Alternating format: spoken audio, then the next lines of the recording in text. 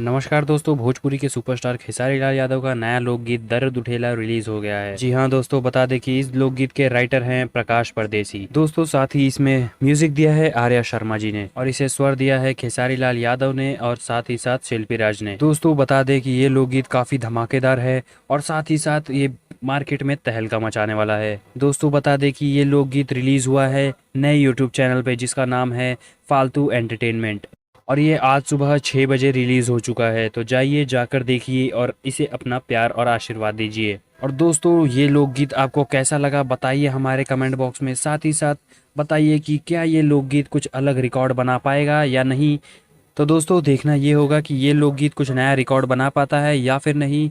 ये लोकगीत दर्द उठेला आपको कैसा लगा बताइए हमारे कमेंट बॉक्स में। साथ ही चैनल को सब्सक्राइब करके बेल आइकन भी दबा लीजिए और बताइए कि खेसारी लाल यादव की तरफ से ऐसे लोकगीत आपको पसंद आएंगे या फिर नहीं। और देखते रहिए हम भोजपुरिया। नमस्कार।